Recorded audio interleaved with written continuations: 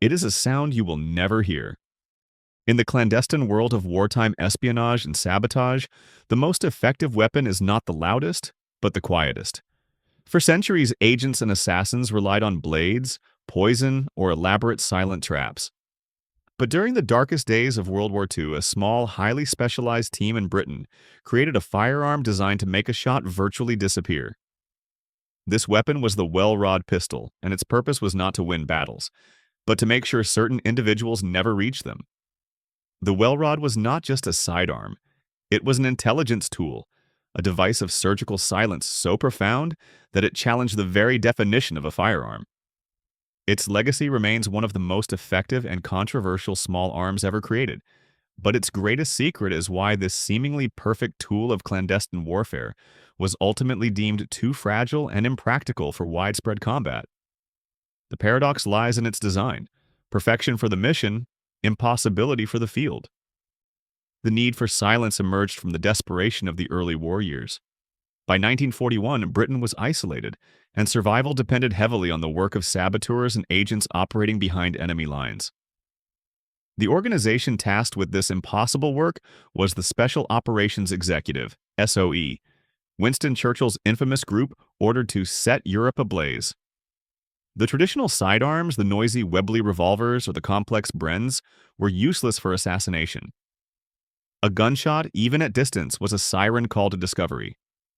The SOE needed something that could eliminate a sentry, a high-value officer, or a collaborator at point-blank range without betraying the agent's presence. The man credited with transforming this need into hardware was Major Hugh Reeves, working at the Inner Services Research Bureau, located at a secluded estate known as Station 9 in Welwyn Garden City, hence the name Welrod. Reeves's team recognized that traditional suppressors were merely additions to existing weapons, and often inefficient. To achieve true silence, the weapon had to be designed around the suppressor, treating the entire unit as a single, integral system. The resulting design, standardized as the Welrod Emikaw Tau, chambered in 90 Mauler, was brutally simple in appearance but brilliant in execution. It was a bolt-action pistol, which was highly unusual for a combat sidearm. The bolt action was chosen specifically because it was mechanically simpler and critically quieter than semi-automatic cycling, eliminating the noise of the slide racking back after the shot. The Welrod lacked a traditional slide. The user manually operated a rotary bolt action by turning a knurled disc at the rear of the tube. This ensured that the only noise produced was the trigger mechanism and the bullet leaving the muzzle. But the real genius lay within its construction. The Welrod was essentially a giant, integrated suppressor that also housed the action. The barrel was meticulously ported with holes to bleed off gases gradually, slowing the bullet down to subsonic speed, below the speed of sound, before it even entered the baffle stack. The integrated suppressor contained multiple steel baffles and, most importantly, several rubber or leather wipes. These wipes sealed the muzzle, acting as a gasket that the bullet punched through. They captured the remaining gases inside the cylinder, muffling the sound to a degree never before achieved. The effect was shocking. Firing the Welrod was quieter than a bolt-action closing, often described as sounding like a muffled cough, a slamming door, or, according to one intelligence officer, the noise of a pillow being dropped on a mattress. This level of silence meant that a sentry could be eliminated at close range without alerting nearby guards, a tactical advantage that fundamentally changed the dynamics of nighttime sabotage missions. The Welrod's technical perfection came at a steep operational cost: fragility. The weapon was designed for a single purpose: surgical assassination. It was not built for sustained firefights, heavy use, or abuse. The Achilles heel of the Welrod was the very element that made it silent: the rubber wipes. These wipes were designed to capture gas by physically sealing the muzzle. However, every time the gun was fired, the bullet destroyed a portion of the wipe. The optimal silence lasted only for the first 2 or 3 shots. After about 10 shots, the wipes were usually sufficiently degraded that the sound suppression dropped significantly, reducing the Welrod to the noise level of a conventional suppressed pistol. This meant the Welrod was inherently a disposable tool for the suppressor function, not a reliable combat sidearm. The design itself prioritized concealment and silence over durability. The weapon lacked standard pistol grips, instead featuring a cylindrical tube that housed the magazine, forcing the agent to grip the tube itself. This made it awkward and difficult to handle quickly or under stress. The greatest barrier to the Welrod's general service adoption was its inability to withstand the rigors of combat environment. It was simply too delicate. The design was almost entirely sealed to prevent gas leakage and noise, but this sealing made the internal mechanism highly vulnerable to water, mud, and sand contamination. A standard GI sidearm could be dropped in the mud, quickly wiped down, and still function. The Welrod, if submerged or contaminated with fine sand, risked immediate failure. The military could not risk issuing a sidearm that might fail during a critical defensive firefight because the agent had to wade through a stream. Despite its fragility, the Welrod's effectiveness was undeniable. The U.S. Office of Strategic Services, OSS, the precursor to the CIA, became heavily interested in the design, adopting its own version for American use. The Welrod became the tool of choice for the Jedburgh teams and other specialized units operating deep within occupied territory. Its use was often reserved for high-stakes, point-blank operations where sound suppression was more valuable than firepower. Its longevity is also notable. The Welrod continued to appear in the armories of covert intelligence services for decades, confirming its status as a niche tool, but forever blocked from general combat. We must now confront the technical reality that permanently sidelined the Welrod. Its genius was also its curse. While the bolt action eliminated cycling noise, the weapon's inherent design created an operational profile that the wider military could not tolerate. Chapter 1. The Curse of the Wipes. A deeper look at suppression. The core mechanism of silence rested entirely on the integrity of the rubber wipes. Let us look closer at this disposable technology. The wipes, typically made of natural rubber or in later versions, specialized synthetic polymers, had a sole function: to create an instantaneous, airtight seal around the bullet immediately upon exit.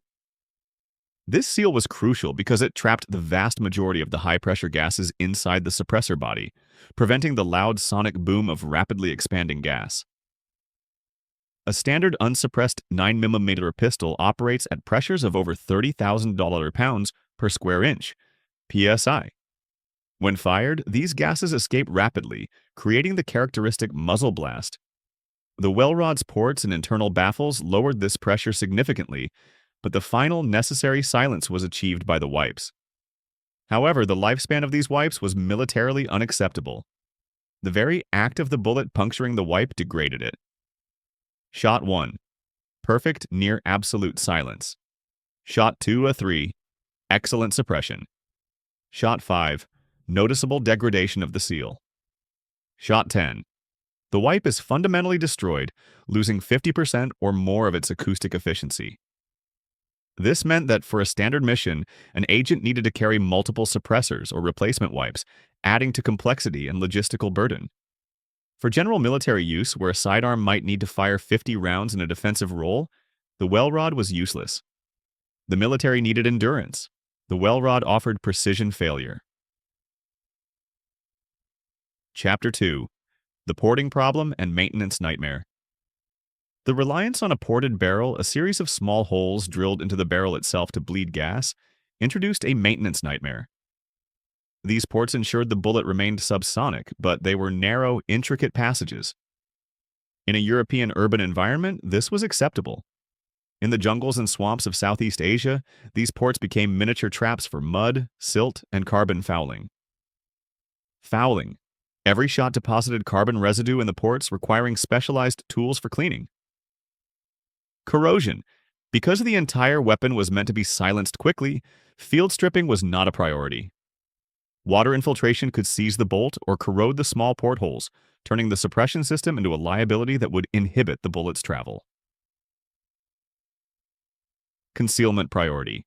The weapon was designed to be easily disassembled into 3 main pieces: barrel, hose suppressor, receiver, and bolt assembly, for concealment, not for quick field maintenance.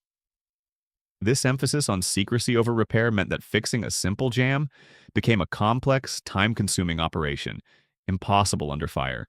The failure of the Welrod to become a general issue sidearm represents a profound philosophical divide in military thinking: the conflict between the intelligence mission and the frontline field requirement. Chapter 3. The M1911 versus the Welrod, a study in contrasts. Consider the M1911 the contemporary American sidearm. It was bulky, low capacity, 7 rounds, and loud. But it was designed by John Moses Browning for one purpose: reliability under pressure. The M1911 Creed. If dropped in the mud, you rack the slide and it fires. It prioritized massive, robust moving parts and powerful 45 ACP stopping power. It was designed to clear itself of fouling and debris through sheer mechanical force. The Welrod Creed. If it touches mud, the mission is jeopardized. It prioritized stealth and precision using delicate, complex internal gas management. The military cannot operate on a weapon that requires a perfect, dry environment. General issue weapons must accept a 99% probability of extreme environmental contamination. The Welrod was a weapon of 100% mission certainty, silent kill, but 0% environmental tolerance. The military structure demanded the latter. Chapter 4. The Budget of Silence. The cost of producing and maintaining the Welrod was another quiet nail in its coffin. While the initial cost was not prohibitive, the cost of specialized manufacturing, the required precision machining for the porting, and the mandatory inclusion of disposable components, the wipes, made it exponentially more expensive to maintain over the long term than a mass-stamped firearm like the Sten. For the SOE, whose budget was secret and whose numbers were small, this was fine. For the mass army needing millions of units, the cost was unsustainable. The Welrod was a precision tool manufactured for niche perfection, priced out of the mass war. Despite its official decommissioning shortly after 1945, the Welrod's story did not end. Its legacy and its unique technical genius continued to influence covert operations for decades, confirming its status as a legend of specialized warfare. Chapter 5. Cold War Resurgence. The Silent Network. During the height of the Cold War, the principles of the Welrod, particularly the integral suppressor and the use of wipes, were secretly incorporated into the armories of NATO intelligence services, including MI6 and the CIA. The need for a disposable, silent asset never truly disappeared. While modern suppressors evolved, the Welrod remained a benchmark for acoustic performance. Its small profile and easy disassembly meant that mothballed units could be easily reactivated or copied. Reports suggest the Welrod, or close derivatives, were deployed in operations during the Korean War and the Malayan Emergency, far outside its official service window. Chapter 6. The Philosophical Conclusion. The Welrod's ultimate historical contribution is not measured in rounds fired, but in the institutional lesson it left behind. It stands as a monument to technological hubris, the belief that perfect engineering can overcome the realities of the field.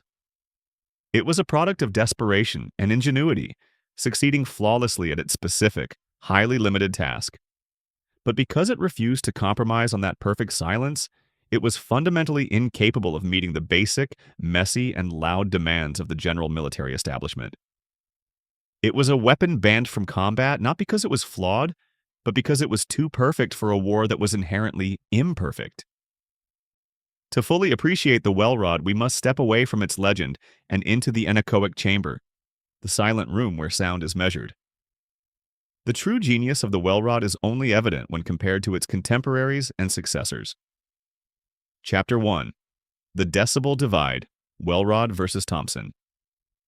Every conventional firearm, even when suppressed, produces two sounds that betray the user: the muzzle blast, gases escaping, and the sonic crack, the bullet breaking the sound barrier. The Welrod systematically eliminated both. The Thompson, even fitted with its bulky early suppressors, was notoriously loud. Its standard 45 ACP round often traveled at or near supersonic speeds, creating the sonic crack. More critically, the Thompson was a semi-automatic weapon. When fired, the bolt cycles violently back and forth, creating a mechanical noise often louder than the muzzle blast itself, a distinctive metallic K-chunk that could carry far in a quiet environment. The Welrod, by contrast, was bolt action. It produced virtually zero mechanical noise. By manually cycling the bolt, the agent controlled the sound entirely. This single mechanical difference separates the Welrod from 99% of all other suppressed firearms of the era. Its peak noise output, measured in decibels dB, was consistently lower than 73 dB, roughly the noise level of a quiet, running car. A suppressed Thompson often registered over 110 dB.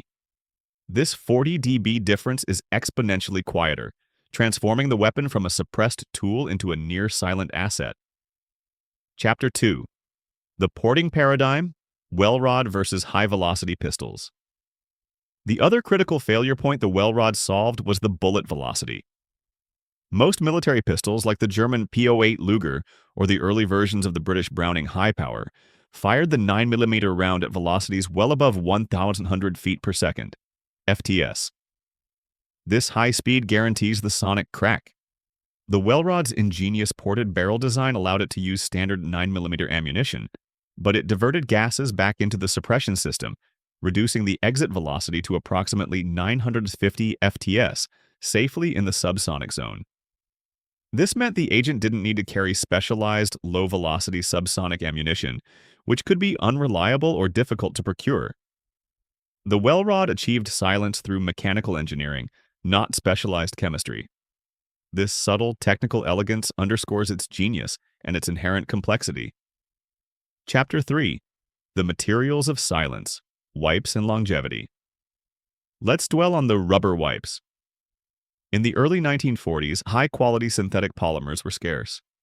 The Welrod relied on natural rubber, making the wipes sensitive to temperature, chemical exposure, cleaning oil, and simple age. The life expectancy of the entire suppressor system was rated at only about 200 rounds before the baffle structure itself began to degrade due to erosion and heat. But the effective silent lifespan was less than 10 shots. This disposable nature was fundamentally unacceptable to military procurement officers accustomed to weapons designed to last for tens of thousands of rounds. The Welrod was cheap to produce, costing barely $15 in 1943 currency, but its long-term logistical cost and replacement parts and maintenance was a bureaucratic nightmare. The military needs durable assets. The Welrod was designed to be disposable and delicate. The true measure of a weapon is not on the test range, but in the hands of the operator. The Welrod's limitations dictated its operational use and forced agents to make impossible choices. Chapter 4. The Jedburgh Dilemma, Single Shot, Single Chance. Consider a Jedburgh team, the three-man Allied teams parachuted into occupied France. Their mission was to eliminate a German field commander in a small town. The agent carrying the Welrod knows he has one chance for a silent, surgical kill on the sentry outside the target's door. Scenario 1. Failure. The agent misses the first shot or the target moves slightly. The agent must manually rotate the bolt, ejecting the spent case, chambering a new round, and reacquiring the target. This process takes 3.5 crucial seconds. In that time, the sentry has raised the alarm. The Welrod's design, prioritizing silence, manual bolt, over speed, semi-automatic, is now a liability. Scenario 2. Contamination. The agent crawled through a few feet of muddy ditch. Fine silt has worked its way into the small bolt channel. When the agent tries to cycle the bolt, it jams. The agent is left with a useless, silent paperweight, and the mission fails. This reality dictated that the Welrod was only ever issued to the most highly trained personnel, and only for missions with a very narrow, clearly defined path. For every other possibility, the agent relied on a noisy but reliable semi-automatic sidearm. Chapter 5. The Post-War Persistence, the Shadow Legacy. Despite its official obsolescence, the Welrod's lineage persisted. The lessons learned in its design directly influenced later generations of specialized suppressed weapons. The Swedish M45 submachine gun was later successfully paired with a non-integral suppressor that used water for cooling and sound dampening, a concept that built on the Welrod's internal silencing principles, but applied it to a reliable semi-automatic platform. Furthermore, the intelligence community often uses off-the-books weapons long after they are decommissioned. The Welrod's simplicity and total lack of identifying military marks made it the perfect deniable weapon. If found on a neutralized agent, it provided no immediate link back to the British or American forces, a crucial advantage during the gray operations of the Cold War. The gun was retired by the conventional military but perpetually adopted by the unconventional warfighter. The Welrod Pistol is a monument to the conflict between technological perfection and operational necessity. It was flawless in theory, the perfect silent tool for a deadly trade. But its success required a perfect environment, a condition that never exists on the battlefield. Its eventual rejection was not a failure of engineering, it was a success of bureaucratic realism. The military realized that a weapon must be judged by its performance in the worst-case scenario, not the best. The Welrod failed the worst-case scenario test miserably, falling silent not because of enemy action, but because of mud, water, and rust. Its legacy is the institutional lesson. Silence at the cost of survival is no victory at all.